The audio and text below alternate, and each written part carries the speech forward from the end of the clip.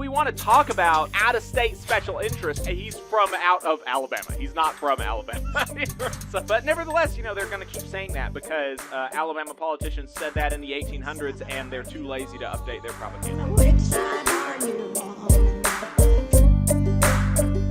on? We have some more big news from Alabama over in Vance with the Mercedes plant. Let's go ahead and play this clip and we'll break it down. It's time for change at Mercedes. It's time for justice in Alabama. It's time for Mercedes workers to stand up. Working class people have the power to change the world.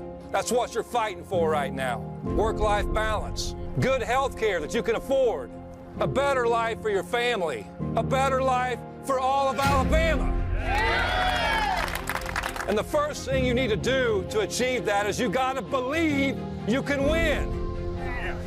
That this job can be better, that your life can be better, and that those things are worth fighting for. That's why we stand up. Faith the size of a mustard seed, as Scripture says, can move mountains. But right here in Alabama, at Mercedes, we got another mountain to move. Because deep down, I know you believe it's possible. There is a path. But you have to walk the path to victory. And hundreds of thousands of UAW members all over this country, we have your back. Are you ready to stand up? Yes! Are you ready to fight for what you deserve? So let's walk down that path to victory together in solidarity, and let's finish this job. It's time. And with that, 5,200 workers in Vance, Alabama filed for a union election. If the timetable of the Volkswagen workers filing with the for a union election with the UAW in Chattanooga, Tennessee is any indicator, the election will likely take place sometime in early May. I just did some back-of-the-envelope math, you know, out of curiosity. A number that has been thrown around a lot in the anti-union campaign is that there are 50,000 auto workers in the state of Alabama. If the UAW is successfully able to organize, when the UAW is able to successfully organize all 50,000 auto workers in the state of Alabama, that will mean a 30% increase in union density. Currently, there are 180,000 union members in the state. That would bring the number up to 230. So about a 230,000. That'd be about a 30% increase. That would bring the union density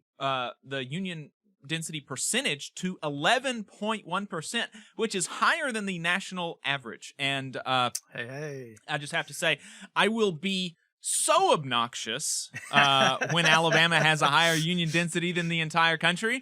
I don't know if I will be able to, you know, contain myself in public. I think I'm gonna hear you down the street yelling. Yeah, I feel it. I will just be, you know, I will no longer be of use as a union organizer because I will be too obnoxious. I'm gonna, you know, anybody north of the Mason-Dixon line is never gonna want to talk to me anymore. Yeah, so it's gonna every interview is gonna start with a union density number. Yeah, absolutely. It's hey, did you know that we're better than you?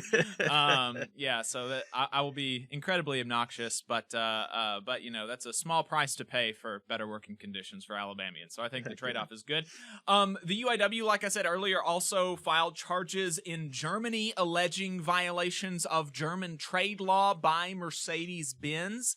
So apparently one of the laws that they have in Germany for German companies is that, you know, you gotta if you got an operation overseas, you can't be interfering with your workers' right to organize, with your workers' right to form a union. And so they are quite obviously doing that here in Alabama. They are violating American labor law, and American labor law is so much more, you know, so much more loosey-goosey than Germany. So, you know, I mean, workers being fired in Mercedes, being retaliated against, being disciplined for things that they would not have been disciplined for before the campaign, only because they are union leaders. So, so they have now filed charges against Mercedes in both the American system of labor law and in the German system of trade law. Hey, 5 seconds. Just wanted to say that this is only possible because of our donors. If you want to see more of this, then consider donating yourself at tvlr.fm/donate. In the last week, the UAW president Shawn Fain attacked some of the Alabama politicians who have been attacking Alabama workers, and those Alabama politicians were not happy about that. Kay Ivey, Robert, or Gary Palmer, and Mike Rogers, all of those, know-nothing freaks coming out and disparaging again the UAW. Some of the same talking points, and it's amazing. They continue.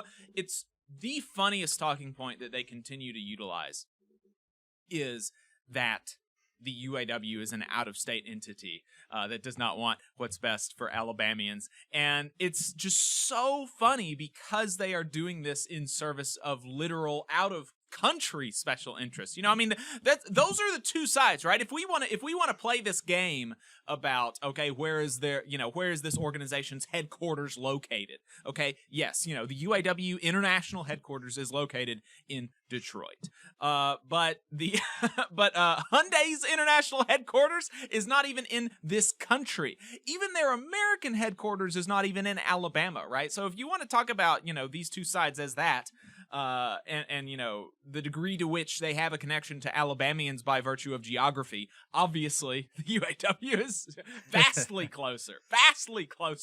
But if we go a step beyond that and take a look at the actual reality, what we have is Alabamians. Look at that video. There was a bunch of Southern drawls in that video. Alabamians against this out-of-state special interest group. There's another video that the UAW put out on Twitter that I didn't pull, but it's worth going out there and watching about the anti-union activity that Mercedes is doing. And one of the things is like this German guy with a German accent talking about how the UAW cannot help us be better. Right? And so, that's fine to be German. It's fine, right? But if we want to talk about who is an out-of-state special interest, the guy who literally his first language was not English, he's from out of Alabama. He's not from Alabama. So, but nevertheless, they're going to keep saying that because Alabama politicians said that in the 1800s, and they're too lazy to update their propaganda. So there we go. That's the latest on the UAW campaign in Alabama. Really exciting. A supermajority support in the plant for the union. They're going to win, folks. They're going to win. That's my prediction.